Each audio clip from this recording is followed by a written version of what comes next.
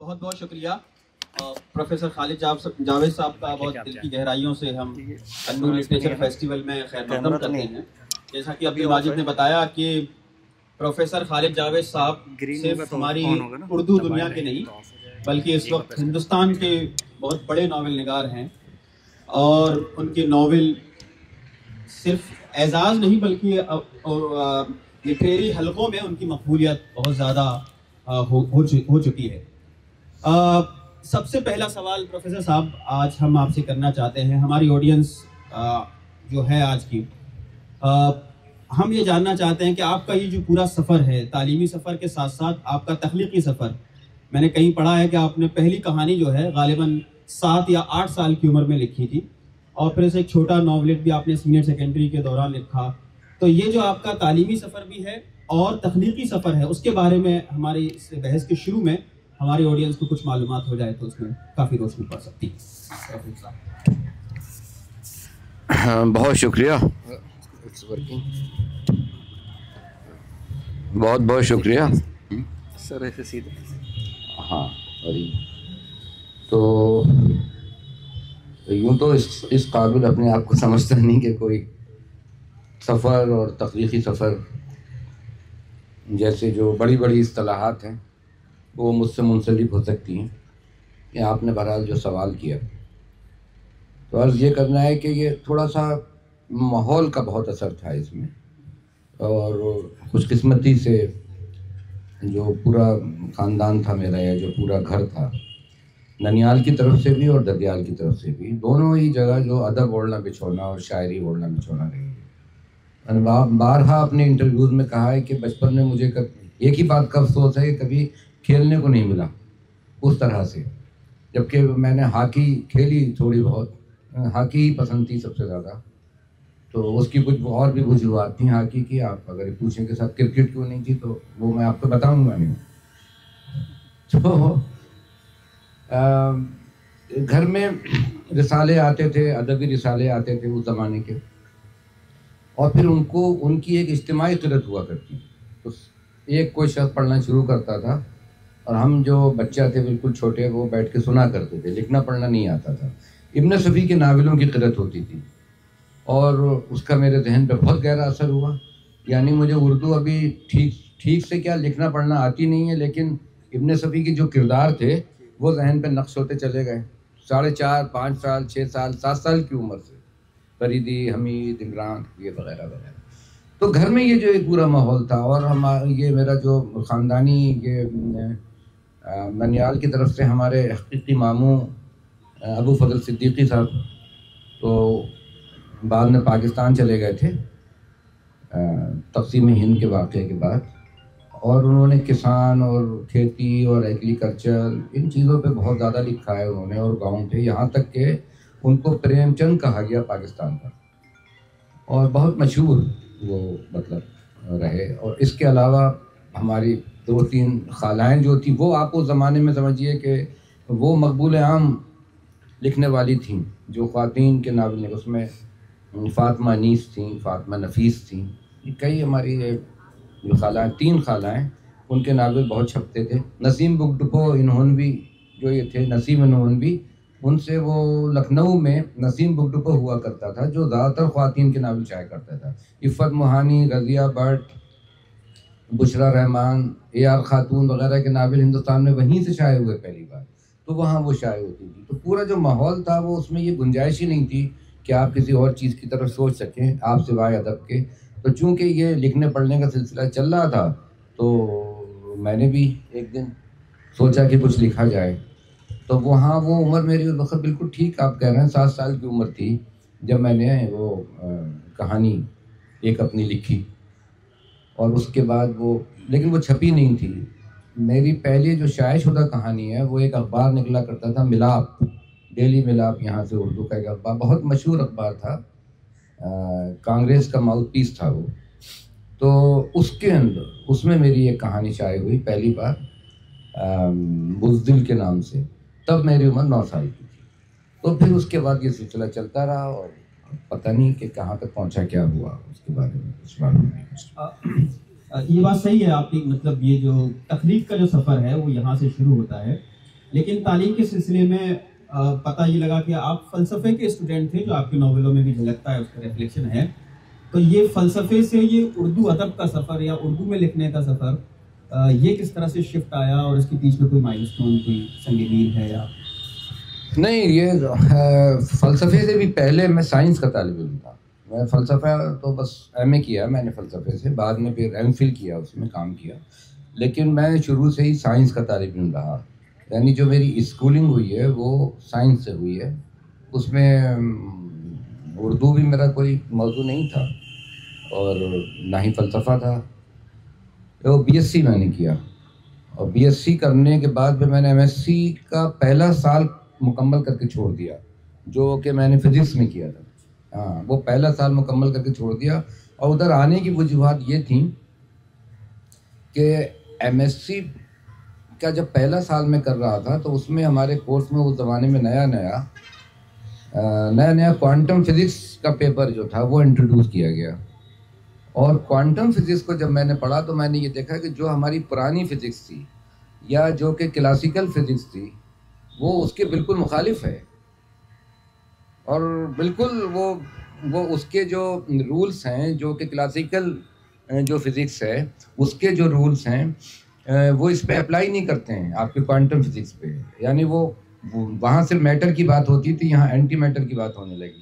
وہاں صرف electron, proton اور نیوٹران کی بات ہوتی تھی، یہاں اس کے آگے بوزان، پازیٹران، فوٹان، پتہ نہیں کن کن چیزوں کی بات ہونے لگی. تو اور اس کی کچھ مجھے ایسی چیزیں اس میں لگیں کہ یہ میٹر ختم ہو رہا ہے یہاں سے، اور میٹر کی جگہ انرجی آ رہی ہے، جو کہ فزکس نہیں مانتا تھا اس کو. جو کہ وہ جب یہ انرجی کی بات ہوئی اور جب انرجی کو ڈیفائن کرنے والی بات ہوئی تو مجھے لگا کہ یہ تو میٹریلزم سے ہم جو ہے وہ سیدھا اسپریچولیزم کی جانب جا رہے ہیں. یعنی مادیت سے ہم روحانیت کی طرف بڑھ رہے ہیں.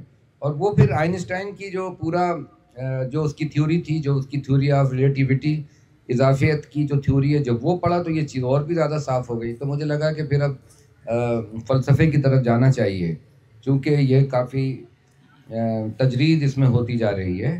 اور یہ بھی مجھے معلوم تھا کہ فلسفے کا اور سائنس کا بہت گہرا تعلق ہے آپس میں، کیونکہ دونوں ہی ایک الٹیمیٹ ٹروتھ کو، جو ایک سچائی ہے، حقیقی مطلب حقیقت کو جاننے کا دونوں کو دعویٰ ہے.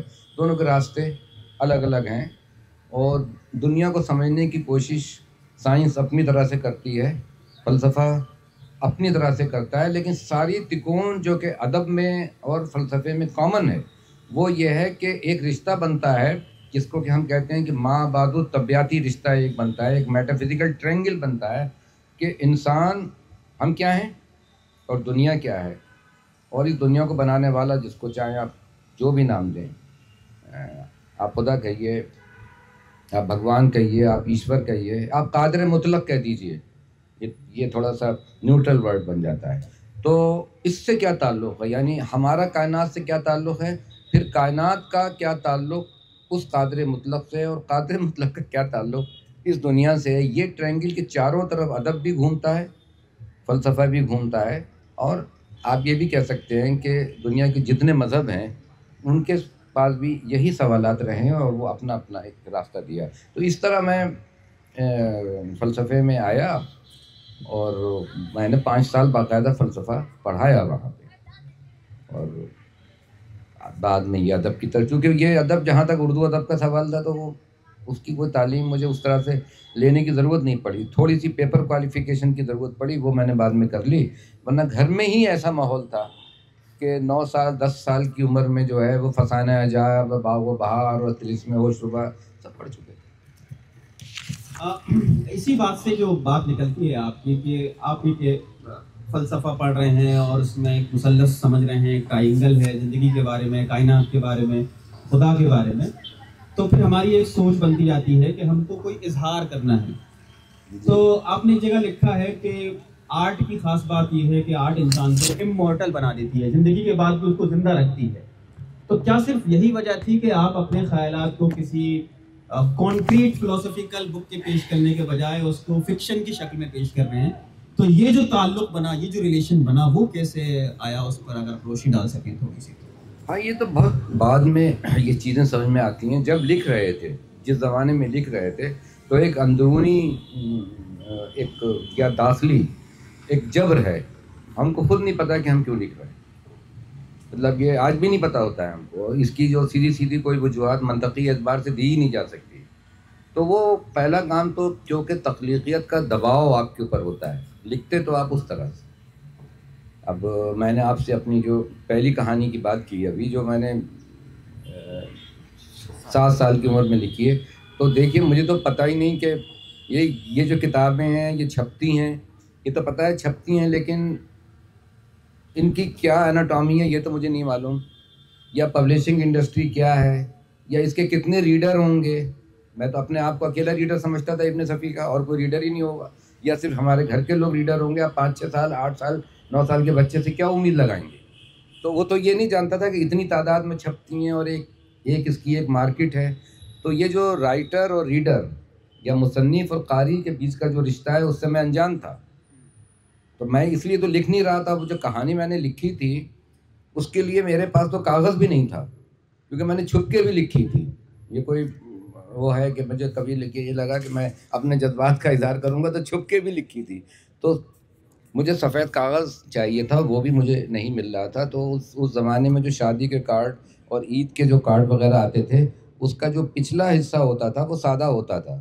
اس پہ بیٹھ کے تو 2-3 کارڈ کی کہانیاں لکھی، ان کو رکھ دیا، رکھی ہوئی ہیں آج بھی سنبھل کے. دیکھیے داخلی جبر کی بات بتا رہا ہوں آپ کو. داخلی جبر تو تھا اپنے وجود کا، آپ سمجھیے کہ جبر ہے وہ اب کون سی عمر میں جا کے آپ کو اس کا احساس ہوتا ہے یہ مقدر کی بات ہے. بدقسمتی سے مجھے بہت جلدی احساس ہو گیا، وہ کو بعد میں احساس ہوتا ہے. تو ہوا یہ تھا کہ میں نے یہ دیکھا، مطلب آپ دیکھیے کہ کہاں سے چیزیں نکل کے آتی ہیں. آج مجھے بھی ہنسی آتی ہے، لیکن کئی انٹرویوز میں نے اس کا ذکر کیا ہے کہ اس زمانے میں ایک چیز ہوا کرتی تھی، کھٹمل، جو پلنگوں میں ہو جایا کرتے تھے. اب تو ویسے پلنگ ہی نہیں ہے، اور اب تو پیسٹیسائڈ اور یہ اور وہ ساری چیزیں ہو گئی ہیں. وہ کھٹمل ہو جایا کرتے تھے. وہ جو چارپائی تھی اس کو لوگ ڈنڈے مار کے گاؤں میں چھوٹے شہروں میں نکال کے اور پھر اس کو مارتے تھے. تو اس زمانے میں ایک میڈیسن آئی جس کا نام تھا ٹک ٹک 20، اور بڑی زہریلی دوا تھی وہ. اور یہ کہا گیا صاحب یہ کھٹمل ناشک دوا ہے. تو وہ گھر میں ہم نے جو دیکھا منظر، تو بڑے سے آنگن میں چارپائیاں الٹ کے رکھ دی گئیں، اور اس میں وہ ڈھاٹے باندھ کے سب نے، گھر کے لوگوں نے، اور اس کا چھڑکاؤ کر رہے تھے. اور ہم سے کہا دور، بالکل دور، بہت زہریلی ہے. اور وہ جو لوگ ڈال رہے تھے دوا، وہ بھی ناک کے اوپر کپڑا باندھے ہوئے، منہ پہ کپڑا باندھے ہوئے. تو میں نے وہاں جب جا کے منظر دیکھا تو یہ دیکھا کہ کھٹمل جو تھے وہ اس کے درازوں سے نکل کے، جو باندھ کے پلنگ تھے اس سے نکل کے، اور اس کے پائے ہوتے ہیں اس میں سے نکل کے باہر گھبرا کے بھاگ رہے ہیں. اور جب گھبرا کے بھاگ رہے ہیں تو اس کو سارے لوگ جوتوں سے مسل رہے ہیں. تو یہ اینالوجی ہے صرف. یہ تو اب جا کے سمجھ میں آیا کہ دنیا میں تو ایسا بہت ہوا. کمزوروں کو تو بہت سی مثالیں ہیں آپ کے پاس، میں نام نہیں لوں گا. مطلب بہت تو پہلے تو ہٹلر نے کیا یہودیوں کے ساتھ، یہی بے گھر کیا پہلے، کوئی زمین نہیں ہے. اور بعد میں اب وہی یہودی جو ہیں انہوں نے فلسطین کے ساتھ کیا. تو یہ اینالوجی اس طرح کی جو ہے وہ کوئی سیاسی سمجھ نہیں ہے، اپنی سمجھ بھی نہیں ہے، کوئی اس طرح کی تعلیم بھی نہیں ہے، کبھی 6 کلاس میں بھی داخلہ نہیں ہوا ہے. تو وہ کہانی کا پہلا نام ہی تھا ٹک ٹک 20، رکھی ہوئی ہے کہانی، اور بہت جگہ میں نے بتایا اس کو. اب اس کی جو تمثیل کے طور پہ آپ کہیں تو وہ تمثیل کے طور پہ اگر میں اس کو ری رائٹ کروں تو وہ تمام ان لوگوں کو جن کو گھروں سے نکال کے مارا جاتا ہے یا جلا وطن کیا جاتا ہے، اس کی وہ تمثیل بن سکتی ہے. ایک بالکل ایک ناسمجھ، بیوقوف، احمق چھوٹے بچے کی لکھی ہوئی کہانی. یہ داخلی جبر کی بات میں نے کہی آپ سے. آپ کا جو سوال ہے آرٹ والا، وہ تو مجھے بہت بعد میں سمجھ میں آیا کہ سارے آرٹ کا کام جو ہے وہ ایک تو زندگی پہ تنقید کرنا ہے، اور دوسرا کہیں یہ ہے کہ یہ موت جو ہے، جو کہ وجودیت کی بھی سب سے بڑی جہت ہے، اس سے شاید کسی حد تک بچنے کا ایک طریقہ ہے. مطلب آرٹ کی جو شروعات ہو رہی ہے وہ ایک طریقے سے امارٹل بننے کی ایک للک ہے کہ زندگی تو چلتی رہے گی، لوگ آتے رہیں گے جاتے رہیں گے، لیکن یہ کہ آرٹ کس طرح زندہ رہے گا. اور دیکھیے کہ جو قدیم مصر تھا، تو قدیم مصر میں جو فرعون کا زمانہ ہے، بہت سے فرعون گزرے، ان کا جو زمانہ ہے، اسی زمانے میں ممی بنانے کا فن یا آرٹ جو تھا اسی زمانے میں پیدا ہوا. آپ تاریخ کو پڑھیے، ممیز بنائی گئیں. تو ممیز یہ تو مجھے بہت بعد میں معلوم ہے کہ بھئی بنائی ہی کیوں جاتی تھیں ممیز، مطلب لاشوں کو کیوں محفوظ کر کے رکھا جاتا تھا. تو ان کا اعتقاد یہ تھا اس زمانے میں کہ لاشوں کو مسالہ لگا. اچھا وہ آپ کو معلوم ہے کہ اس زمانے کے جو لوگ ہوا کرتے تھے مصر میں، اس زمانے وہ 8-8 فٹ کی لمبائی ان کی، 7.5 8 9 فٹ لمبے لوگ ہوا کرتے تھے، جثہ بہت بڑا ہوتا تھا. تو ان کو مسالے لگا کے محفوظ اس لیے کیا جاتا تھا کہ وہ یہ سوچتے تھے کہ اگر کل کلا کو اس کی روح واپس اپنے جسم میں آنا چاہے، جو کہ ٹہلنے کے لیے نکل گئی ہے شاید کہیں، وہ مانتے یہ تھے کہ روح جو ہے وہ چہل قدمی کرنے کے لیے نکل گئی ہے، اگر کل کو آ گئی اور یہ ڈیڈ باڈی جو ہے، جو اس کی لاش ہے یا یہ جو مردہ جسم ہے، اگر یہ ضائع ہو گیا تو جائے گی کہاں، تو پھر تو بھٹکتی رہے گی. اس لیے وہ لاشوں کو جو تھا وہ پریزرو کر کے رکھتے تھے، محفوظ کر کے رہتے تھے، جس کو کہ ہم ہنوز شدہ لاشیں بھی کہتے ہیں. لیکن اسی آرٹ نے، ممی بنانے کا جو فن تھا، اسی نے مجسمہ سازی بنانے کے آرٹ کی ابتدا کی ہے. پہلا جو آرٹ ہے، اس سے ہی تشکیل پا کے، اس سے محرک پا کے، جس طرح وہ کرتے تھے، جو مطلب مجسمے بنائے گئے ہیں شروع کے، جو یہ اسٹیچوز بنائے گئے ہیں، وہ بالکل جو اسٹارٹنگ کے ہیں وہ ممی بنانے کے. اس سے تو دیکھیے وہاں بھی یہ ہے کہ امارٹلٹی ہے، اور یہاں جب یہ مجسمے بنا دیے جاتے ہیں تو وہ بھی ایک طرح کا یہ ہے کہ آپ نے کسی کو امارٹل کر دیا. آپ شاعری میں بھی دیکھتے ہیں، آپ ادب میں بھی دیکھتے ہیں، اور آپ میرا خیال ہے ہر فن میں دیکھتے ہیں، آپ پینٹنگ میں بھی دیکھتے ہیں. انسان کی اہمیت نہیں ہے، لیکن وہ جو آرٹسٹ ہے اس کا، وہ یہ سوچتا ہے کہ نام زندہ رہے گا، اور اگر نام زندہ رہے گا تو میں زندہ رہوں گا. کیونکہ اصل موت وہ ہوتی ہے جب مرنے والے کو لوگ بھول جاتے ہیں. جس دن اس کی یاد دل سے نکل جائے وہی اس کی موت ہوتی ہے. ورنہ یہ بھی سمجھا جا سکتا ہے کہ بھئی یہ آدمی ہمارے سامنے نہیں. مطلب کتنے ایسے لوگ ہیں جن کو ہم جانتے ہیں، جن کو ہم نے 10 سال سے نہیں دیکھا، 15 سال سے نہیں دیکھا، تو ہم یہ نہیں سوچتے ہیں کہ وہ مر گئے ہیں یا وہ ختم ہو گئے ہیں، اب اس دنیا میں نہیں ہے. بھئی آ جائیں گے کبھی. لیکن یہ جو مکمل غیر حاضری ہو جاتی ہے دنیا سے، اس کو موت کہتے ہیں. لیکن اگر آپ کا نام ہے، بھئی آپ اگر بھول گئے ہیں نا، اگر آپ کسی مرنے والے کو بھول گئے ہیں اور اس کو یاد بھی نہیں کرتے ہیں تو وہی موت ہے. لیکن جو ریئل آرٹسٹ ہوتا ہے، جو سچا آرٹسٹ ہوتا ہے، وہ شاید زندہ رہتا ہے. اسی لیے آپ دیکھیے کہ غالب کو کتنا زمانہ ہو گیا، میر کو کتنا زمانہ ہو گیا، شیکسپیئر کو کتنا زمانہ ہو گیا. آپ دیکھیے، لیکن یاد تو کر رہے ہیں نا ہم. شکریہ. ایک سوال جو آپ کی جس صنف میں آپ لکھ رہے ہیں، یعنی ناول کا سوال، بعض دفعہ ناول کا ریلیونس، اس کی معنویت پہ بہت شک و شبہات بھی رہتے ہیں لوگوں کو. اگر ہمارا آج کا یہ جدید قاری سمجھنا چاہے کہ ہمارے خود کی انسان کی زندگی میں، اس کی وجود میں ناول کا کیا مقام ہے، اس کو آپ کہاں لوکیٹ کرتے ہیں، اس کا کیا اثر پڑتا ہے، تو ناول کے فن پر اور اس کی ہماری زندگی سے کچھ معنی یا معنویت نکلتی ہے، اس پر آپ کچھ روشنی ڈال سکیں. صرف ناول نہیں، آپ فکشن کہیے، میرا خیال ہے تو بہتر رہے گا. ناول کے ساتھ افسانہ بھی جوڑ لیجیے، وہ اسی کی ایک بڑی شکل ہے. دیکھیے وہ بات ہے نا کہ کہانی جو کہنا ہے، فکشن کو میں نے بارہا کہا ہے کہ فکشن جھوٹ نہیں ہے. بڑی غلط فہمی ہے کہ من گھڑت باتیں ہیں، اور یہ کہہ کے بڑی حقارت سے دیکھا جاتا ہے، گویا جو حقیقت ہے وہ تو ہم نے سب جان لی ہے. شاید ہم نے جانا کتنا ہے دنیا کے بارے میں، کتنا جانا ہے. ابھی میں پڑھ رہا تھا کہیں کہ ابھی بھی سائنس جو ہے وہ دنیا کے بارے میں 30% سے زیادہ جانتا نہیں. باقی عقیدوں کی بات الگ ہے. تو فکشن جھوٹ نہیں ہے، بلکہ فکشن اگر جھوٹ بھی ہے، اگر جھوٹ ہے تو اس کے اندر ایک بہت گہرا سچ چھپائے ہوئے ہے. وہ ہو سکتا ہے کہ بادی النظر میں آپ کو جھوٹ نظر آئے، لیکن وہ اپنے اندر، اپنی باہوں میں ایک بہت گہرے سچ کو چھپائے ہوئے ہے. ایک greater truth is hidden in the arms of that life. اور وہ اس لیے کہ فکشن ان کو بھی جگہ دیتا ہے اس واقعے کو بھی جگہ دیتا ہے یا اس صورتحال کو بھی جگہ دیتا ہے جو نہیں ہوا ہے.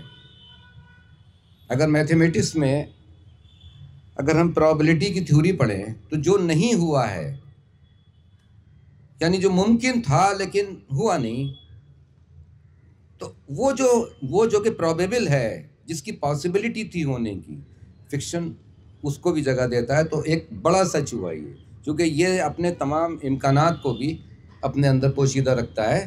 صرف وہی نہیں کہ جو واقعہ ہوا ہے، جو کہ اگر واقعے کی سیدھی سچی اس کے اوپر مبنی ہم نے کوئی اگر کہانی لکھ دی تو وہ کہانی نہیں کہلائے گی، وہ رپورٹنگ کہلائے گی، چونکہ اس میں کوئی امکان نہیں ہے. اور وہ جو نیوز ہوگی اس کے آگے پیچھے ہم نہیں جا سکتے، جو ہوا ہے وہی لکھیں گے. لیکن فکشن میں جو ہوا ہے اس کی قلب مائیت کر دی جاتی ہے، جو کہ حقیقت وہی نہیں ہوتی ہے جیسی کہ ہمیں نظر آتی ہے. سائنس نے پڑھا ہوگا آپ لوگوں نے کہ کانچ کی چھڑ پانی میں رکھی ہوئی ٹیڑھی نظر آتی ہے، ہوتی تو نہیں. جو آنکھ سے ہم دیکھتے ہیں، جو ہمارا پرسیپشن ہے، وہ تو ہمیں ہمیشہ دھوکہ دیتا ہے. بہت دھوپ میں جا رہے ہیں آپ ایک صاف ستھری سڑک پہ یا ریت میں، تو ایک سراب آ جاتا ہے آپ کے سامنے کہ شاید آگے پانی ہو.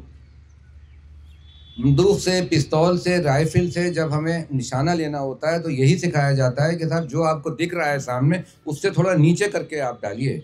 تو دکھ تو رہا ہوتا ہے سامنے، لیکن جب نشانہ لگایا جاتا ہے تو تھوڑا اس کو جھکا دیا جاتا ہے. تو آنکھ جو دیکھتی ہے، کان جو سنتی ہے، سنتے ہیں، وہ سب ہمارے یہ جو حواس خمسہ ہیں، ان حواس خمسہ سے اوپر بھی کیا کوئی حقیقت ہے؟ ہم ان اپنے 5 اندریوں کے ذریعے یا ان 5 حواس خمسہ کے ذریعے کیا اس پوری دنیا کو سمجھنے کا دعویٰ کر سکتے ہیں؟ اگر دعویٰ کر سکتے ہیں تو مذہب کا بھی کوئی کام نہیں ہے پھر، کیونکہ اس کو تو ہم پرسیو نہیں کرتے ہیں. تو کہیں ایک بڑی حقیقت ہوتی ہے عقیدے کی، عرفان کی، آگہی کی، وہ ہمارا زیادہ ساتھ دیتی ہے. اور یہ جو 5 حواس خمسہ کی یہ دنیا ہے، یہ ایک جگہ جا کے فیل ہو جاتی ہے، اس کا کوئی کام نہیں ہوتا. تو فکشن میں ہم 5 حواس خمسہ ہی سے کام نہیں لیتے، ورنہ تو ہم اخبار کی رپورٹنگ کریں گے یا کوئی اسکرپٹ لکھ دیں گے کسی چیز کی. تخیل کی جو رنگ آمیزی ہے، تخیل اور تجربہ اور مشاہدہ ملنے کے بعد فکشن کو بناتا ہے. تو وہ ایک اس طرح ایک بڑا سچ تشکیل ہوتا ہے. وہ جھوٹ نہیں ہے، کیونکہ جھوٹ تو وہ چیز ہوتی ہے جو کہ سرے سے جھوٹ ہو. جو جھوٹ کا لفظ ہے وہ بھی کیا آپ اس کو کہیں گے کہ رات اگر ہے تو ہم کہتے ہیں کہ سورج تو ڈوب گیا، تو یہ جھوٹ ہے. تو سورج تو موجود ہی رہتا ہے ہمیشہ. یہ ہے کہ مطلب آپ کی زمین وہاں سے ہٹ گئی خالی، لیکن ہم کہتے ہی ہیں کہ سورج ڈوب گیا. تو یہ سارے کے ساری چیزیں جو ہیں، اور یہ کہ وہ تو موجود ہے ہمیشہ. آپ کو یاد ہوگا کہ گیلیلیو کو اسی بات پہ پھانسی کی سزا سنا دی گئی تھی. یہ ساری جو چیزیں ہیں کہ زمین گھومتی ہے کہ سورج، یہ تو ایک ایسی چیز ہے، یہ علت و معلول کی ایک ایسی زنجیر ہے، کاز اینڈ افیکٹ کی ایک ایسی زنجیر ہے جس کا کوئی جو کہ لامتناہی ہے. تو جب یہ لامتناہی ہے، اچھا دیکھیے ایک بات اور ہے کہ سچ میں اور حقیقت میں فرق ہوتا ہے. ریئلٹی کچھ اور ہے اور ٹروتھ کچھ اور ہے. ہم کبھی کبھی کنفیوز کر جاتے ہیں ریئلٹی کو ٹروتھ سے، ٹروتھ کو ریئلٹی سے. سچ اپنے آپ میں جو ہے وہ سب کا اپنا اپنا سچ ہوتا ہے، سب کا اپنا اپنا ٹروتھ ہوتا ہے، چھوٹا چھوٹا سچ ہوتا ہے. ہر آدمی کا اپنا سچ ہے. سچ کی نوعیت جو ہے وہ اضافی ہوتی ہے، حقیقت کی نوعیت اضافی نہیں ہوتی. مثال کے ذریعے سے کوئی بات سمجھ. مثال کے ذریعے سے سب سے زیادہ تو ایک مثال بہت بڑے جین فلسفے میں، ہندوستانی فلسفے میں اس کی سب سے اچھی مثال دی گئی تھی کہ وہ اس میں کہتے ہیں کہ وہ ایک ہاتھی ہے اور 7 اس میں نابینا لوگ ہیں، اور ان سے وہ پوچھتے ہیں مہاویر کہ بتاؤ ہاتھی کیسا؟ 7 نابینا ہیں. تو جس کے ہاتھ میں وہ چھو کے ہی دیکھیں گے نا، تو جس کے ہاتھ میں ہاتھی کی سونڈ آ جاتی ہے تو کہتے ہیں ہاتھی اجگر جیسا ہے. جس کے ہاتھ میں وہ اس کے پیروں کو چھو لیتا ہے کہتے ہیں ہاتھی کھمبے جیسا ہے. کان آ جاتے ہیں تو کہتے ہیں کہ ہاتھی پنکھے جیسا ہے، وغیرہ وغیرہ. کہتے ہیں تم سب نے سچ کہا، لیکن یہ سب تمہارے اضافی سچ ہیں. ایک آنکھوں والا جانتا ہے کہ ہاتھی یہ سب کچھ ہوتے ہوئے بھی یہ نہیں ہے، ہاتھی کوئی اور ہی چیز ہے. وہ ہے ریئلٹی، یہ ہے ٹروتھ. سچ سب کے اپنے اپنے ہوتے ہیں. آپ دیکھیے سارے جھگڑے اسی بات کے ہیں. سب کا اپنا اپنا سچ ہے بھائی. ایک اچھے آدمی کا سچ الگ ہے, ایک برے آدمی کا سچ الگ ہے. ایک چور کا سچ الگ ہے, وہ یہ کہے گا میں نے اس لیے چوری کی صاحب میں غریب تھا. اس کو پکڑنے والا کہے گا میں نے اس لیے چوری کی کہ تم چور ہو اور مجھے اپنا فرض پورا کرنا تھا. تو اتنا یہ جتنے ٹروتھ ہو سکتے ہیں. دیکھیے نا, ایک کہانی ہے پریم چند کی کفن, بڑی شاہکار کہانی ہے. اس میں دیکھیے کتنے سچ ہیں, کوئی ایک سچ ہے. وہ جو لوگ آلو بھون بھون کے کھا رہے ہیں اور شراب پی رہے ہیں وہاں بیٹھے ہوئے, اور ماں ان کی مر گئی ہے, ایک کی ماں مر گئی ہے اور ایک کی بیوی مر گئی, یعنی وہی. تو وہ ان کے اپنے اپنے سچ ہیں. وہ اپنے, اور وہ اپنا سچ جو ہوتا ہے, اضافی سچ جو ہوتا ہے, وہ ہمیشہ اپنے آپ کو جسٹیفائی کرتا ہے, جواز پیش کرتا ہے. تو یہ تو جائے گی بینکٹ میں, لیکن یہ جو کہ سب کچھ ملا ہے, ہم تو کھا لیں, آج پی لیں, آج ہم آلو کھا لیں, ہم تو بھوکے ہیں. اور جو وہاں پہ کام جو مہاجن ہیں, جو کہ سود خور ہیں, ان کا اپنا سچ ہے. تو یہ جب ہم اپنے ذاتی پرسنل سچ کو تھوپنے کی کوشش کرتے ہیں اور اس کو ایک الٹیمیٹ ریئلٹی میں بدلنے کی کوشش کرتے ہیں, ساری پرابلم تو وہاں سے پیدا ہوتی ہیں. اگر یہ ایسا نہ ہو تو آپ کبھی دیکھیے یہ سارے جھگڑے زبانی ہیں, اور سچ ہمیشہ زبان میں آتا ہے. اندر سے تو ہم جانتے ہیں کیا ہے, لیکن یہ لینگویج کے ذریعے جو ہے یہ اپنے اضافی سچ سارے چھلکتے رہتے ہیں. کبھی آپ لوگوں نے اس بات پہ غور کیا ہوگا کہ ایک آدمی ہے, اس نے کوئی قتل کیا تو اس کو سزا ملی, تو لوور کورٹ سے, ڈسٹرکٹ کورٹ سے معلوم ہوا کہ اس کو پھانسی کی سزا ہو گئی. اب وہ اپیل کرتا ہے ہائی کورٹ میں, اور وہاں جاتا ہے. اب وہاں وکیل الگ طرح سے بات کرتا ہے, الگ طرح سے ڈیفینڈ کرتا ہے. وہاں جاتا ہے, وہاں جانے کے بعد بھی اس کو سزا ہو گئی. وہ رکتا نہیں ہے, وہ پھر اپیل کرتا ہے سپریم کورٹ میں, اور وہاں جاتا ہے اور وہاں سے جیت کے آ جاتا ہے. انڈین پینل کوڈ تو وہی ہے, جرم بھی وہی ہے اور سزا بھی وہی ہے. تو ایسا کیا ہو گیا؟ یہ زبانی لڑائی ہے, یہ ان مغالطوں کی لڑائی ہے جو کہ زبان نے پیدا کی ہے. زبان نے ہی فلسفے کو ہمبک بنایا. ایک فلسفے کی بات دوسرا فلسفی کتنی آسانی سے کاٹ دیتا ہے.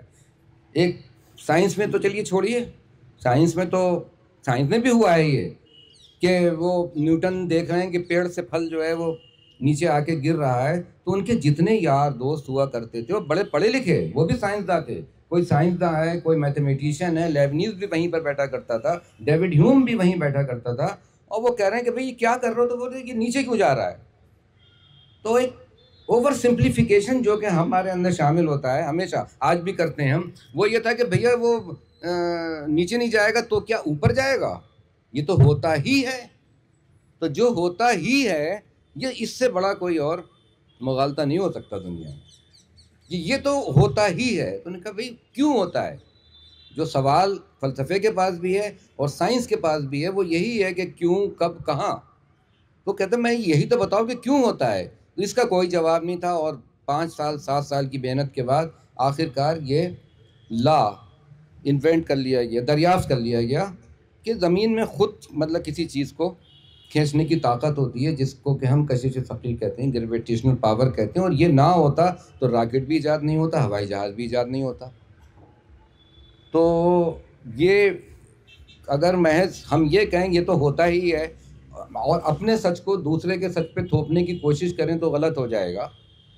ہاں ویلیوز کی بات الگ ہے. جو ویلیوز ہوتی ہیں, جو اقدار ہوتی ہیں, ان کا تعلق حقیقت سے ہوتا ہے, صداقت سے ہوتا ہے. وہ ایبسولوٹ ہوں گی, وہ ایبسولوٹ, وہ حتمی, وہ اضافی نہیں. لیکن وہ تو آج کل کہیں ہے ہی نہیں, سب نے اپنی اپنی اقدار بنا رکھی ہیں.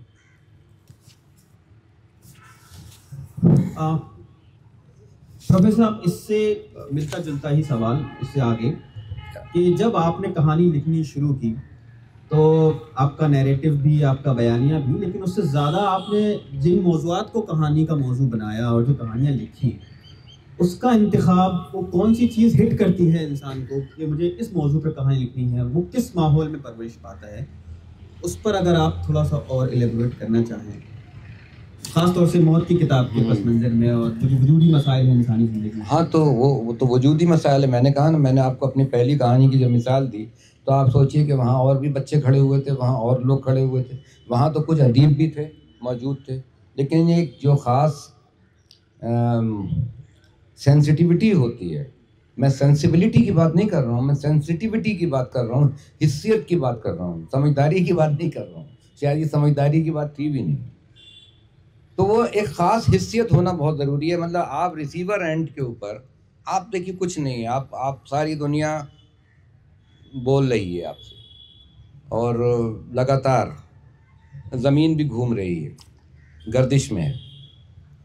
آپ کیا ریسیور اینڈ کے اوپر کتنے پاورفل ہیں. میں یہ نہیں کہہ رہا ہوں کہ میں پاورفل تھا, لیکن کیسا ریسیور آپ کو اللہ تعالیٰ نے بخشا ہے یا خدا نے کیسا ریسیور آپ کو بخشا ہے کہ باریک سے باریک کمپن, باریک سے باریک آسکولیشن, کپاہٹ آپ تک پہنچ جاتی ہے, دوسروں تک نہیں پہنچتی. تو وہ وہاں سے ہی مطلب وہ جو وجودی پس منظر شروع ہو گیا تھا بغیر وجودیت کے فلسفے کو سمجھے ہوئے جانے ہوئے. یہ تو بہت بات کی باتیں. موت مجھے ہمیشہ سے جو تھا وہ بڑے سوالوں میں مجھے بہت شروع سے کہ یہ سب ہو کیوں رہا ہے. یہ تو بہت بعد میں جب غالب کا شعر پڑھا اس کا مطلب سمجھ میں آیا کہ نقش پر یادی ہے کس کی شوقی تحریر کا, کاغذی ہے پیرہن ہر پیکر تصویر کا. تو سمجھ میں آئے تو سیدھا سیدھا موت کے بارے میں کہہ رہے ہیں, مطلب کلیئر کر رہے ہیں یہاں پر کہ بنا بھی دیا, سب کچھ کیا, لیکن اس کے بعد یہ جسم جو ہے, یہ جو پیرہن ہے, اس کو تو تم نے اتنا تم نے مطلب کمزور بنایا ہے, ناپائیدار بنایا ہے کہ یہ تو ختم ہو جائے گا, تو فائدہ کیا ہے پیدا کرنے کا. تو یہ 2-3 چیزیں تھیں جو بار بار لے جا رہی تھیں. اور پھر یہ بھی میں نے سوچا کہ جب میں کسی کی موت دیکھتا تھا تو مجھے کوئی افسوس ہی نہیں ہوتا تھا, مطلب کسی کے مرنے کا افسوس نہیں ہوتا تھا, کوئی گلٹ نہیں ہوتا تھا, کیونکہ میں تو یہ سوچتا تھا یہ مطلب یہ اس کی موت ہے, میری موت نہیں ہے. اب جب ٹالسٹائے کی کہانی میں نے پڑھی, ایوان ایلیچ کی ڈیتھ, جہاں سے کہ وجودیت کی شروعات ہوتی ہے, ایوان ایلیچ کی ڈیتھ سے شروع ہوتی ہے وجودیت کی شروعات. وہاں پر ایک مسٹر کے کا کردار ہے, لمبی کہانی ہے, آپ لوگ ضرور پڑھیے گا, 90 پیج کی کہانی ہے. تو وہ مسٹر کے مر رہے ہیں جب, تو کہتے ہیں موت میری اپنی ہے. The death is the purely personal and the individual. آپ دوسرے کی موت میں شیئر تو کر سکتے ہیں مگر آپ دوسرے کی موت مر نہیں سکتے. یہاں سے یہ وجودیت کا پورا دیکھیے, پورا فلسفہ جو ہے وہ موت کی ڈائمینشن کے اندر ہے. آپ شیئر تو کر سکتے ہیں, آپ رو بھی سکتے ہیں کبھی کبھی. اب تو میں روتا ہوں, لیکن بچپن میں نہیں روتا تھا. بچپن میں موت دیکھتا تھا کسی کی تو سوچ میں پڑ جاتا تھا. اچھا, وہ پورا جو اس کی ایک جو جشن منایا جاتا تھا اس کا, وہ ایک جشن ہی کہیے, میت جا رہی ہے قبرستان میں, لوگ جا رہے ہیں, دیکھ رہے ہیں وہ قبرستان کا ماحول. اور یہ ان چیزوں نے بچپن میں میرے کو بہت گہرا اثر ڈالا.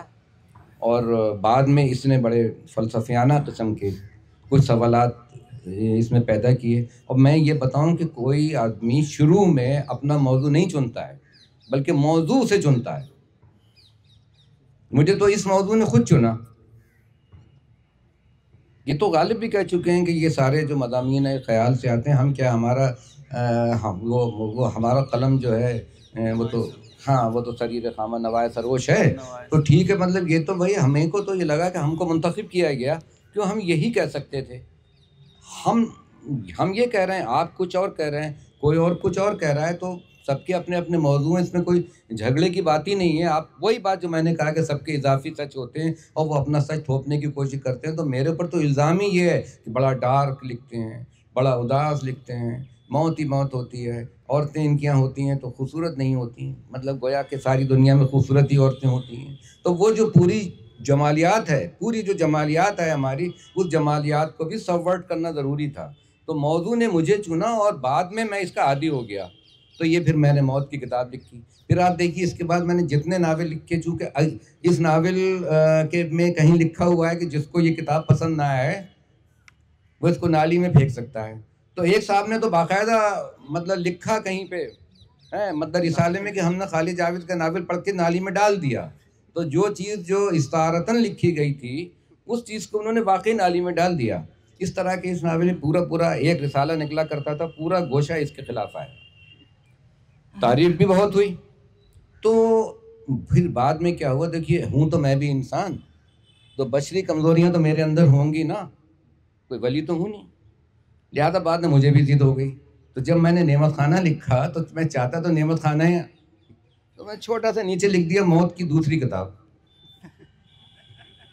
جیسے اسماعیل میرٹھی کی اردو کی پہلی کتاب، اردو کی دوسری کتاب، اردو کی تیسری کتاب، وہاں سے آئیڈیا لے کے میں نے جب تیسرا ناول لکھا، میں نے کہا موت کی تیسری کتاب، پھر موت کی چوتھی کتاب، اور موت کی پانچویں کتاب لکھ دی. تو یہ تھوڑا سا اس کے اندر میری شرارت بھی ہے. یہ چائے کیا میرے لیے ہے؟ جی سر. ارے موت کی بات آج گئی ہے اور ہمارے ساتھ ڈاکٹر پروفیسر خالد جاوید صاحب ہیں. موت کی کتاب ان کا مشہور ناول ہے. تو ایک خالد جاوید سے یہ پہ ٹیگ لگتا رہا ہے کہ یہ وجودی فکشن لکھتے ہیں یا وجودی ناول نگار ہیں. تو اس تعلق سے سر میں جاننا چاہتا ہوں کہ وجودیت کا ایک بڑا مسئلہ پین اور گریف کا بھی ہے. یعنی انسان کسی کے اپنی گریف کو دوسرے کے ساتھ شیئر نہیں کر سکتا، یا کسی کے پین کو ہم اس کے ساتھ اس میں پارٹیسپیٹ نہیں کر سکتے. البا کامو نے دا اسٹرینجر میں اس کو بیان کیا ہے کہ اس کی ماں کیریکٹر جو مین کیریکٹر ہے اس کی ماں مر گئی ہے. اس کو انفارم کیا گیا کہ تمہاری ماں مر گئی، آ جاؤ دیکھ لو. وہ آیا اور سامنے کافن پڑے ہوئے ہے اس کے ماں کے، اور وہ آیا، اس کا ریئیکشن بھی کچھ نہیں ہے. ایک دم سناٹے میں، لوگ تعجب میں ہیں کہ اس کی ماں کا انتقال ہو گیا ہے، اور لوگ ایک دم بالکل مطلب یہ اس کا بیٹا جو ہے اس کا کوئی ریئیکشن نہیں ہے، اس کو کوئی غم نہیں ہے، اس کے آنکھوں میں کوئی آنسو نہیں ہے. اور موت کی کتاب میں بھی جو آپ کا مین کیریکٹر ہے اس میں، اس کا باپ اس کی ماں کو مارتا ہے، اور اس کی ماں غصے میں آ کے ڈھول پیٹنے لگتی ہے اور ایک طرح کا گانا گاتی ہے اور اس اپنے پین کا اظہار کرتی ہے. اور اس کا بیٹا وہیں چارپائی میں بیٹھا سویا ہوا لیٹا ہوا دیکھ رہا ہے، لیکن اس کے ساتھ شریک نہیں ہو رہا ہے یا کچھ ریئیکٹ نہیں کر رہا ہے. تو سر یہ کیا وجودی مسئلہ ہے کہ مطلب غم کو شیئر نہیں کیا سکتا، گریف کو، لیکن وہ چیزیں ہمیں بعد میں کیوں ہانٹ کرتی ہیں؟ لوگوں کے چلے جانے کے بعد، یا ہمارے دوستوں کے چلے جانے کے بعد، یا ہمارے اپنوں کے چلے جانے کے بعد وہ غم یا دکھ ہمیں کیوں ہانٹ کرتی ہیں؟ دیکھیے، غم ہمیشہ نجی ہوتا ہے. میں نے پہلے ہی کہہ دیا تھا کہ آپ تھوڑا بہت ہمدردی کا اظہار تو کر سکتے ہیں، لیکن وہ چوٹ تو میری ہی رہے گی. محبت اور غم اور نفرت یہ سب بہت پرسنل ہوتی ہیں، ان کو آپ شیئر نہیں کر سکتے. محبت کو تو بالکل نہیں کر سکتے. تو آپ سمجھ لیجئے کہ اسی طرح محبت بھی غم کے سوا کیا ہے؟ غم ہی ہے.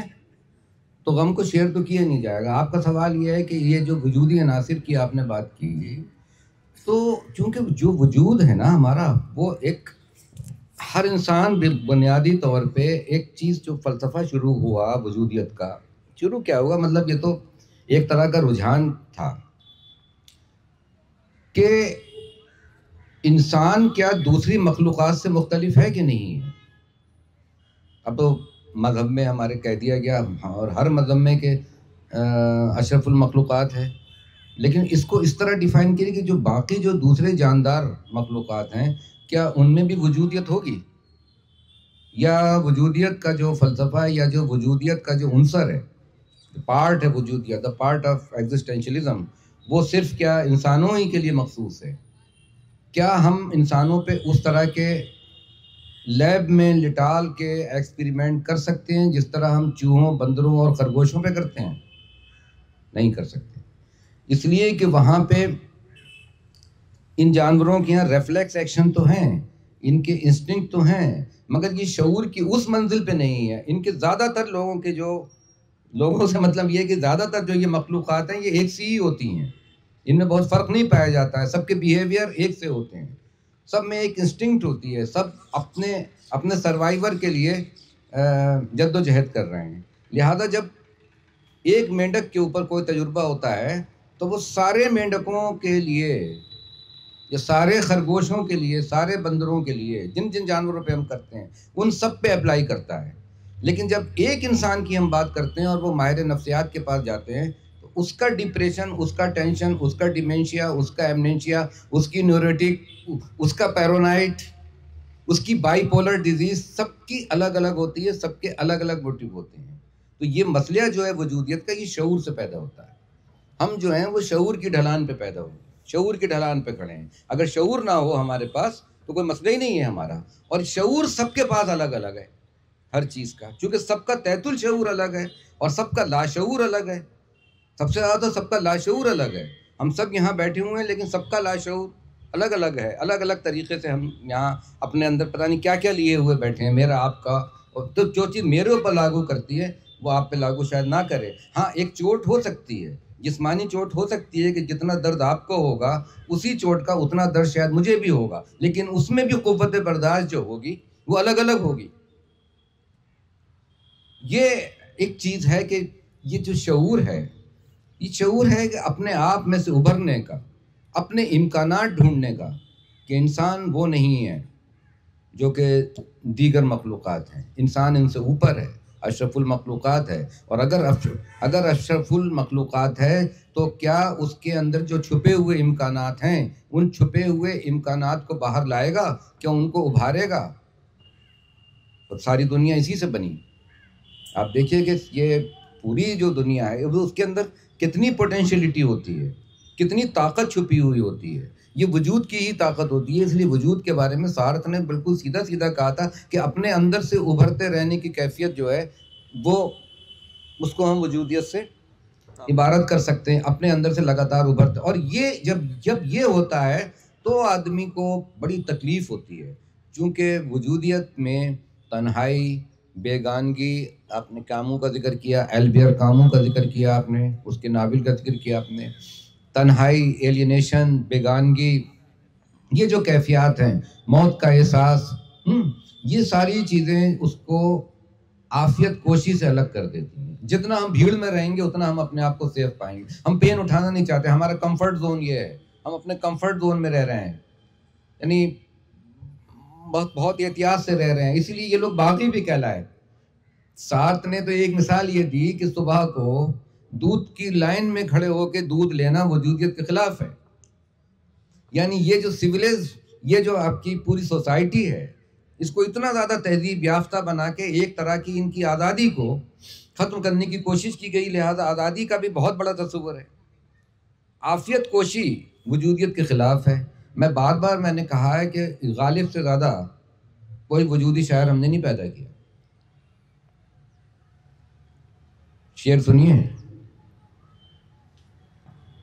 میں اور ایک کافر کا ٹکڑا وہ دل وحشی کے ہے, عافیت کا دشمن اور آوارگی کا آشنا.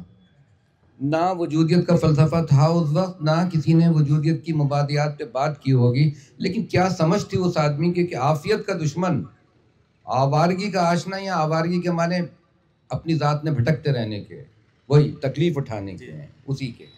تو یہ ایک ساری چیزیں ہیں جب آدمی اس سے ابھر کے, اور یہ کہ کوئی بھی فن پارہ اگر وہ سچا فن پارہ ہے, اگر وہ وجود کی تہوں سے نہیں مطلب لکھا گیا ہوگا تو یا تو کسی فرمائش پہ لکھا گیا ہوگا, جیسے کہ مشاعرے کے شعر ہوتے ہیں, جو شعر ہٹ ہو جاتا ہے بار بار وہی, ایسا نہیں ہوتا اس میں. اگر لکھا گیا ہے تو ایک سچا فن پارہ وجودی تو ہوگا ہی ہوگا. سچے ادیب کے ذریعے لکھ تو وہ وجودی تو ہوگا ہی ہوگا. وہ ریڈر کے اپنے قاری کی فرمائش پہ اگر لکھا جائے گا تو وہ کمرشل رائٹنگ ہوگی, اس کی فرمائش پہ نہیں لکھا جائے گا, اس کو خوش کرنے کے لیے بھی نہیں لکھا جائے گا, کیونکہ وہ جو داخلی جبر ہے اس کے تحت لکھا جائے گا. وہ اپنے آپ کو بھی تکلیف دینے کے لیے لکھا جائے گا, وہ اپنے ضمیر کے آئینے میں عدالت لگانے جیسا ہے, وہ ڈسٹرب کرنے کے لیے لکھا جائے گا, وہ خوش کرنے کے لیے, تفریح فراہم کرنے کے لیے نہیں لکھا جائے گا. اس کے لیے دوسری چیزیں ہیں. وہ کنسرٹ میں کوئی میوزک چھیڑنے کے بعد اس پہ تالیاں نہیں بجائی جا سکتی. ادیب کبھی, ناولسٹ کبھی بھی سیلیبریٹی نہیں ہو سکتا, اور نہ اس کو بننے کی کوشش کرنا چاہیے. ادیب اس سوسائٹی کا سب سے حساس آدمی ہوگا, لیکن نادیدہ آدمی ہوگا, وہ سڑک کا آدمی ہوگا. منٹو نے تو کہا ہے کہ میں تو سڑک پہ پڑے ہوئے روڑے کو بھی اپنے اوپر ترجیح دیتا ہوں. وہ اصل ادیب جو ہوگا. جی, اس سے پہلے خوبصورتی کے تعلق سے باتیں آئیں, اور کہا جاتا ہے کہ ادب جو ہے, ادب کا مقصد جمالیاتی اظہار بھی اس کا ایک خاص مقصد ہوتا ہے ادب کا. اور ایک قول بھی ہے کہ beauty lies in the eyes of beholder. تو sir Diane Arbus American photographer نے بیوٹی کی تعریف کو, جیسے آپ نے کہا کہ سبورٹ کرنا چاہیے, وہ جب فوٹوگرافی کر رہی تھی تو بہت روزمرہ کی جو چیزیں ہیں اس کی فوٹوگرافی کرتی تھی, بہت منڈین ٹاپکس جو ہوتے تھے. تو آپ کے بارے میں بھی کہا جاتا ہے کہ آپ بہت منڈین ٹاپکس کو بیوٹیفائی کرتے ہیں, جو عام طور سے سماج میں اس کو ٹیبو یا ممنوع سمجھا جاتا ہے, اچھا نہیں سمجھا جاتا, اس کو آپ بیوٹیفائی کرتے ہیں. تو ایک تو سر یہ ہے کہ سبجیکٹیو بیوٹیفیکیشن ہے کہ دیکھنے والے کی آنکھ میں خوبصورتی ہے، اور ایک آبجیکٹیو ہے یہ جو پہلے سے ڈیفائنڈ ہے، سماج نے اس کو طے کر دیا ہے کہ کیا چیز خوبصورت ہے کیا چیز بدصورت ہے. تو یہ جو کننڈرم ہے سبجیکٹیو اور آبجیکٹیو کے بیچ سر، اس کو آپ کیسے دیکھتے ہیں؟ آپ کیا اس پہ جمالیات پہ آپ کا نظریہ کیا ہے؟ آپ کس طرح اس کو سوچتے یا دیکھتے ہیں؟ دیکھیے جمالیات بھی اضافی ہے پوری. جو ہندوستانی جمالیات ہوگی وہ ممکن ہے کہ اور مغربی جمالیات نہ ہو، یا جو مغربی جمالیات ہوگی ممکن ہے کہ وہ افریقی جمالیات نہ ہو. تو یہ بھی پورا ایک اضافی تصور ہے. اور ہوتا یہ ہے کہ جو فاتح اقوام ہوتی ہیں وہ اپنے جتنے تصورات ہوتے ہیں وہ ان پہ ڈھال دیتے ہیں. ان پہ جب ڈھال دیتے ہیں تو ہم وہی سمجھتے ہیں جیسا کہ ہمیں بتایا گیا ہے. تو دراصل تو مطلب اس دنیا میں جو کچھ ہے وہ خوبصورت ہے. تو میں نے کبھی بدصورت کا لفظ استعمال نہیں کیا.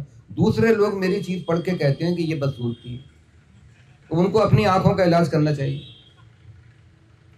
میں نے تو کہیں آج تک یہ لفظ کسی میں کہیں ملے گا ہی نہیں کہ بدصورتی ہے. میں تو خالی حلیہ بیان کیا ہے. حلیہ میں کہیں میں نے نہ تو سبجیکٹو نہ آبجیکٹو میں نے کسی قسم کی جمالیات کا یا بیوٹی کا استعمال ہی نہیں کیا گیا. آپ کو ہرٹ ہوتا ہے، آپ سے مطلب وہ جو ہرٹ ہوتا ہے کہ ایسا کیسا ہو سکتا ہے، بلکہ ایسا دنیا میں تو ہوتا ہے نا. میں تو جو کچھ دنیا میں ہوتا ہے یا دنیا میرے اوپر جس طرح اثر ڈالتی ہے میں اس کے بارے میں لکھتا ہوں. میں کھوج کرتا نہیں پھرتا ہوں کسی چیز کی کہ مجھے پھول مل جائے گا بہت خوبصورت سا لال گلاب تو میں اس کے بارے میں لکھوں گا. میں کانٹوں کے بارے میں لکھوں گا، میرے سامنے ہے، میں کانٹے زیادہ دیکھ رہا ہوں، میں ان کے بارے میں لکھوں گا نا. دوسری بات یہ کہ جس کو چلیے مان بھی لیجئے کہ بدصورتی کوئی چیز ہوتی ہوگی، حالانکہ اگر ہم نے دنیا بنانے والے کو جمال ازلی کہہ دیا ہے، اور ہم نے ستیم شیوم سندرم کی بات کی ہے سنسکرت میں، اور جمال ازلی تو ہے وہ، تو اس کی کوئی بھی تخلیق مجھے بتائے کوئی بدصورت کیسے ہو سکتی ہے؟ تو یہ انسانوں کے بنائی ہوئی جمالیات پہ مجھے بالکل بھی یقین نہیں، بالکل نہیں.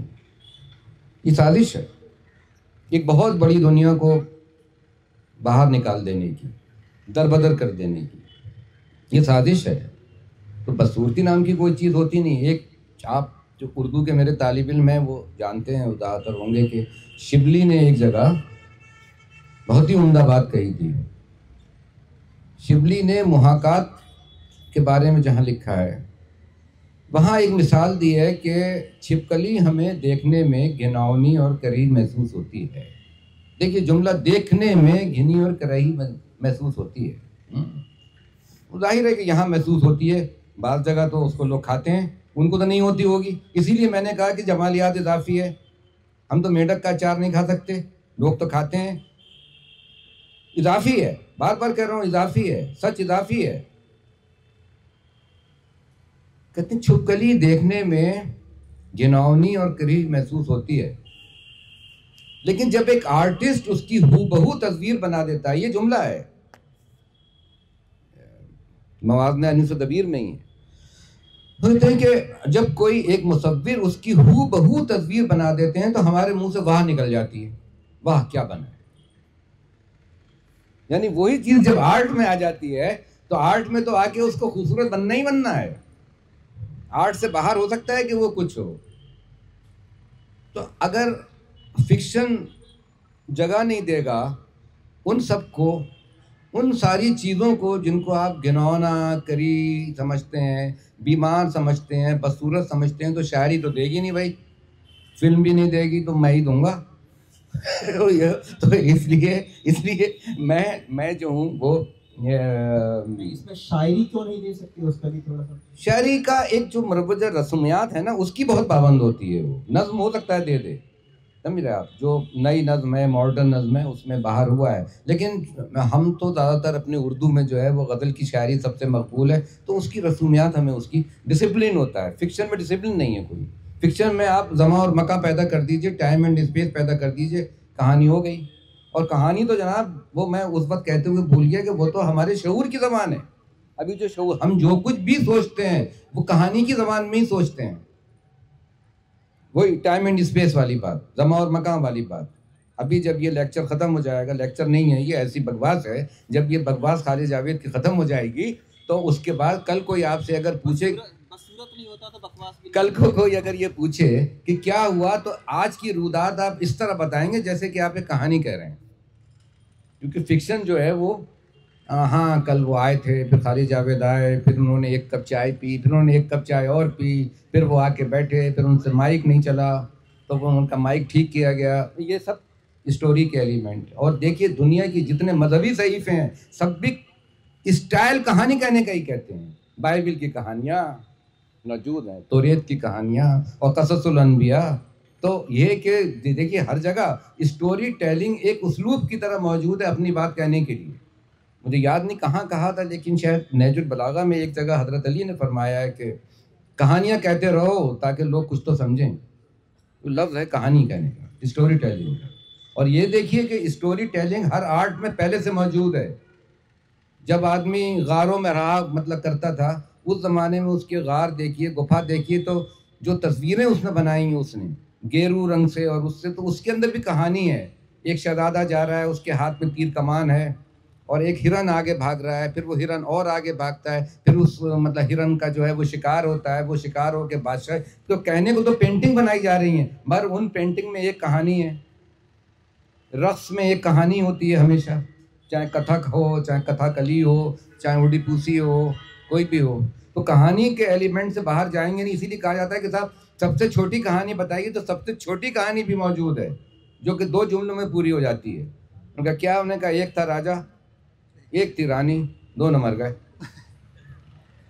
That is the shortest story of the world. لیکن پوری کہانی کے لوازمات اس میں موجود، جو کہ ٹائم بھی ہے اور اسپیس بھی ہے، زمان بھی ہے اور مکان بھی. تو میں یہ کہہ رہا تھا کہ اگر فکشن جگہ نہیں دے گا تو کون دے گا؟ اور دوسرے اگر آپ بدصورتی مان بھی لیں نا، تو اگر سنسکرت شاعری کو آپ دیکھیں یا سنسکرت نظریہ رس کو آپ دیکھیں تو اس میں ایک رس جو ہے، جی بالکل ٹھیک آپ نے کہا، ویبھکس رس بھی ہے.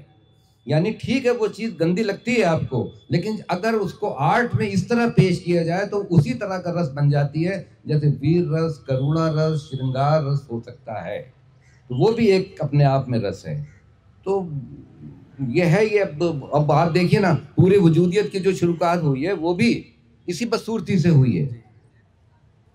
سیکنڈ ورلڈ وار اور فرسٹ ورلڈ وار کے بیچ میں دنیا نے جس بڑے پیمانے پہ تباہی دیکھی، تو انہوں نے دیکھا کہ یہ لاشیں پڑی ہوئی ہیں اور وہ لاش کا ایک ہاتھ اڑ کے کہیں چلا گیا، وہ نہیں نظر آ رہا ہے، سر کہیں ہے، پیر کہیں ہیں.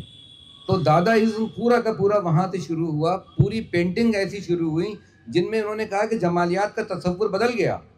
اب ہماری وہ جمالیات نہیں رہی ہے جو کہ پرندوں اور پیڑوں اور پھولوں اور بچوں اور سو کا نام نہاد خوبصورت لوگوں کی باتیں کرے گی. لہٰذا انہوں نے ایسی تصویریں بنائیں. ڈالی کا نام سنا ہوگا آپ نے، ایل سلوادر ڈالی نے ایسی بنائی کہ لڑکی ہے اور وہ ہینڈ پمپ جو ہوتا ہے، ہینڈ پمپ نل، اس کا پورا ہتھا لوہے کا کالا بدرنگ، اس کو وہ ایسے کھا رہی ہے جیسے اس سے پہلے والا پینٹر اس کو آئس کریم کھاتے ہوئے دکھاتا تھا. تو وہ جو آئس کریم کی نزاکت تھی، جو آئس کریم کی نفاست تھی، وہ ختم ہو گئی ہے یہاں کا زندگی کی سخت اور سنگلاخ حقیقتوں کے آگے، جو کہ لوہے کا ہتھا ہے. تو لوہے کا ہتھا بدصورت ہے آئس کریم کے مقابلے میں، لیکن اب آج کی جمالیات یہ ہے یا نہیں ہے، یا اینٹی جمالیات بھی کہہ سکتے ہیں اس کو، ایک پیرلل جمالیات بھی کہہ سکتے ہیں آپ، یہ بھی کہہ سکتے ہیں کہ ایک متبادل جمالیات ہے یہ. اور میں اکیلا نہیں ہوں، ایسا بہت لکھا گیا ہے. میں کوئی اکیلا، شاید اردو میں اکیلا ہوں، اس لیے حیرت ہوتی ہے لوگوں کو. آخری سوال، غالباً وقت ختم ہو رہا ہے ہمارا. آپ کی جو ابھی کتاب جس کو JCB ایوارڈ ملا، پیراڈائز آف فوڈ، اردو میں نعمت کھانا ہے، اور اس کا موضوع ہی کھانا ہے. اس میں آپ جیسے ابھی کہہ رہے ہیں کہ کہانی عالمگیر زبان ہے، آپ نے ایک انٹرویو میں بھی کہا تھا یہ کہ کھانا عالمی زبان ہے، اور نامساوی دنیا کا پہلا مظہر جو ہے وہ کھانا ہی ہوتا ہے. پھر آپ نے ایک جگہ یہ بھی لکھا ہے کہ انسان اپنی آنکھ میں رہتا ہے اور زندگی کے مسائل سارے کچن سے شروع ہوتے ہیں. تو یہ جو آپ کا پیراڈائز آف فوڈ کا، نعمت کھانے کا یہ جو منظر ہے، آج کی ماڈرن دنیا میں جو کچن کا آپ تصور پیش کر رہے ہیں، جو کہ کچن میں وہ ایک عورت ہیں اور رہ رہی ہیں، اور گھر کی تقسیم بھی کچن سے ہی شروع ہوتی ہے کہ جب 2 بیٹے الگ ہوتے ہیں تو پہلے 2 کچن الگ ہوتے ہیں. لیکن آج کی ماڈرن دنیا میں اس کا ریلیونس، اس کی معنویت تو، کیونکہ جب نیوکلیر فیملی ہو گئی ہے، جوائنٹ فیملی بچی نہیں ہے، کچن میں بھی اب وہ نہیں ہے جن کا تصور ہم کر رہے ہیں، تو اس کو کیسے سمجھا جائے، کیسے اس تو وہ تو 1960 کے دشک کی 60 کی دہائی کی کہانی ہے نا. تو میں نے تو کچن لکھا بھی نہیں ہے، میں نے تو باورچی خانے کا لفظ استعمال کیا ہے یا رسوئی کا لفظ استعمال کیا ہے، چونکہ کچن جو ہے وہ تو بہت، میں نے تو خود ہی اس میں ایک جگہ کیا ہے ڈیفائن، کہ وہ کردار کہتا ہے کہ جب یہ ٹیپ واٹر ایجاد ہو گیا نا، تو جس کے بارے میں اکبر الوادی نے کہا تھا نا کہ پانی پینا پڑا ہے پائپ کا، حرف لکھنا پڑا ہے ٹائپ کا. تو یہ پہلے کیا ہوتا تھا کہ رسوئی یا باورچی خانہ جو ہوتا تھا اس میں پانی کا انتظام نہیں ہوتا تھا، کیونکہ یہ پائپ لائن والا پانی تھا ہی نہیں. تو کنواں وغیرہ ہوتا تھا، وہاں سے بھر کے پانی لا کے رکھا جاتا تھا برتن وغیرہ دھونے کو، یا دال سبزی پکانے دھونے کے لیے. یا ہینڈ پمپ ہوتا تھا جو دور ہوتا تھا، کیونکہ باورچی خانے میں ہینڈ پمپ ہو نہیں سکتا تھا. لیکن جس دن سے کہیے کہ یہ ٹیپ واٹر ایجاد ہوا، تب سے ہمارے باورچی خانے ماڈرن ہو گئے، اور اب اس میں سنک لگنے لگے، اس میں چمنیاں لگنے لگیں، اس کی جو بھاپ اور اس کی گرمی کو اوپر لے جانے کے لیے. تو ایک تو یہ کچن اس سے دور ہے. اب تو کچن میں بہت سی ایسی چیزیں ہوتی ہی نہیں جن کا میں نے اس میں ذکر کیا ہے. جیسے سل اب بہت کم لوگوں کیا ملے گی. اب سل کا شوق کسے ہے؟ اب وہ سل کی جگہ وہ مکسی آ گئی ہے، تو اب تو سب لوگ اسی سے سب مسالہ پیستے ہیں. اول تو مسالے ہی مل جاتے ہیں پسے پسائے، لیکن پہلے ہر چیز اس پہ. ہاں، تو کوفتے پکانا تو بہت مشکل کام تھا، کیونکہ اس پہ جو سل ہوتی تھی وہ سل پہ گھنٹوں عورتیں، آج کل کی لڑکیاں سوچ ہی نہیں سکتی کہ کوفتہ پکانا کتنا مشکل کام تھا. ہمارے ایک دوست کے والد تھے، ان کی شادی ہوئی، وہ اپنی بیوی سے بہت محبت کرتے تھے.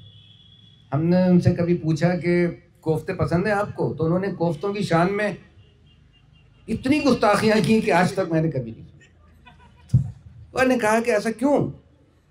لے صاحب، میری بیوی کے نازک ہاتھ، میں اس پہ کیسے ظلم کروں گا کہ وہ بیٹھ کے سل پہ جو ہے وہ کوفتوں کا گوشت پیستی رہے، پھر اس کے ہاتھوں میں سے کیسی وہ مرچیں اور وہ ساری چیزیں اور قیمے کی بساند آ جائے گی. مجھے تو نذیر احمد کی کہانی یاد آ گئی. نذیر احمد کی کہانی جو انہوں نے لکھی ہے نا، فرت اللہ بیگ نے، اس میں دیکھیے وہ جس سے نذیر احمد کی شادی ہوتی ہے وہ کوفتوں پہ گوشت پیستی رہتی تھی، اور یہ جب جاتے تو اس کی انگلی بھی دبا دیتی تھی وہ. تو اب آپ سوچ بھی نہیں سکتے، آج کل تو ہر چیز ریڈی میڈ ہے نا، انسان بھی ریڈی میڈ ہے. تو آج کے لیے تو وہ کہانی ہے نہیں. بہت سی چیزیں نہیں ہیں. اگر آپ کسی سے پوچھیے چمٹا، تو اب چمٹے بھی اس طرح سے کوئی ان کے انگریزی نام ہوں گے. اگر میں کہوں پھکنی، تو پھکنی تو کوئی نہیں سمجھے گا. مگر جب چولہا ہوتا تھا تو چولہے میں لکڑیاں، جب گیلی لکڑیاں جلائی جاتی تھیں اور آنکھوں سے پانی آنے لگتا تھا. دیکھیے اس زمانے میں عورتیں کتنی جلدی آنکھیں خراب ہوتی تھیں، رنگ سیاہ ہوتا تھا، دمے کی بیماری، دھوئیں کی بیماری، کیونکہ وہ پھکنی سے پھونک رہی ہیں بار بار. اب تو کوئی پھکنی کا سوال نہیں. میں نے کہیں کہا عورتوں کو دیکھیے دو چیزوں نے بہت آزاد کیا ہے. جب ہم اتنی ویمن لبرٹی کی بات کرتے ہیں، یہ دو چیزیں یہ دو ایجادات ایسی ہیں، کبھی گہرائی سے سوچیے گا میری بات، انہوں نے سب سے زیادہ آزادی دی ہے عورت کو. ایک پریشر کوکر نے اور ایک گیس نے. آپ ان دو چیزوں کو ہٹا دیجیے، پھر دیکھیے کہاں جاب کریں گی، کیسے ٹیچر بنیں. ارے مطلب کچھ بھی نہیں. اگر آپ کے پاس کوکر ہے، آپ مجھے کوکر دے دیجیے، میں دنیا بھر کے متنجن بنا دوں گا آپ کو. آپ دے دیجیے مجھے کوکر، اور گیس بھی دیجیے ساتھ میں، چونکہ چولہے پہ میں بیٹھوں گا نہیں. تو آج کل تو کھانا پکانا لطیفہ ہے. It has become a joke really. جو آپ نے بات کہی وہ یہ کہی کہ دیکھیے بھوک بہت بڑی چیز ہے. جو خانقاہیں ہماری ہوتی تھیں، جو ہماری درگاہیں ہوتی تھیں، جو صوفیہ حضرات تھے، ان کے دربار میں کوئی بھی آ جائے تو وہ یہ نہیں پوچھتے تھے کہ تم کون ہو، کہاں سے آئے ہو، تمہارا مذہب کیا ہے، تمہارا مسلک کیا ہے. سب سے پہلے یہ پوچھتے تھے تم نے کھانا کھایا، سب سے پہلے. تو کھانا اپنے آپ میں مطلب ایک ایسی چیز تھی کہ آدمی اپنی ہاتھ میں رہتا ہے. یہ تو ایک استعارہ ہے کہ آدمی کی ساری سوچ، اس کا سارا ویژن جی جو آگے بنتا ہے وہ اسی سے بنتا ہے کہ اس کو سلور اسپوننگ کی گئی ہے یا اس نے فاقے کیے ہیں بچپن میں، یہ زکوٰۃ خیرات کا کھایا ہے یا کہ اس نے ہوٹلوں کے اندر جو ہے وہ خوب اڑایا ہے. کھانا کا تو مطلب سارا جو ویژن ہے وہ کھانے سے بنتا ہے. پھر میں نے یہ کہا کہ بھوک ایک عالمگیر زبان کہی، اور وہ اس لیے کہی تھی کہ کبھی کیا اس بات پہ غور کیا گیا کہ جو کھانا چبانے کے ہمارے آرگن ہیں وہ دیکھیے کون کون سے ہیں. ایک تو دانت ہیں، اسی میں زبان بھی رول اپنا اپناتی ہے، جبڑے بھی ہیں، انہی کے ذریعے تو ہوتا ہے نا. ہمارے اسپیچنگ آرگن بھی یہی ہیں. جو کھانا کھانے میں جو آرگن کام آتے ہیں وہی بولنے میں کام آتے ہیں. آپ بول ہی نہیں سکتے، وہی جبڑے، وہی زبان، وہی دانت، انہی کے ذریعے ہم بولتے ہیں. ایک دو دانت نکل جائیں ہمارے تو آواز بدل جاتی ہے بھائی، بولا نہیں جاتا ٹھیک سے. تو کہیں ایسا تو نہیں، چونکہ جو اعضاء کھانے کو چبانے میں، کھانے کو ہضم کرنے میں مددگار ہیں، وہی اعضاء جو ہیں وہ بولنے میں، زبان بھی ان کے ذریعے ہوتی. تو کہیں ایسا تو نہیں کہ کھانا ہی ایک زبان ہو، یا عالمگیر مسئلہ جو ہو وہ بھوک کا ہو. ویسے نعمت خانہ میں اور بھی بہت کچھ ہے، صرف کھانے کے علاوہ اس میں بہت ہے. وہ بیسیکلی احساس جرم اور احساس گناہ کی کہانی ہے. کھانا تو خالی اس کا ایک بیک گراؤنڈ ہے. بہت بہت شکریہ. یہ تھے پروفیسر خالد جاوید صاحب، ہمارے عہد کے ممتاز ناول نگار. اور بھی ان کی کتابیں جن کے بارے میں آج ہم وقت کی قلت کی وجہ سے گفتگو نہیں کر پائے ہیں، آپ لوگ ضرور پڑھیں. ارسلان بہزاد، ایک خنجر پانی میں، موت کی کتاب، نعمت خانہ. انشاءاللہ پتہ نہیں مسرت بصیرت ملے گی نہیں، لیکن ٹریگر آپ کو ضرور کرے گا، ہٹ ضرور کرے گا ان کا ناول. بہت بہت شکریہ آپ کا وقت نکالنے کے لیے اور آج کے ہمارے سیشن میں.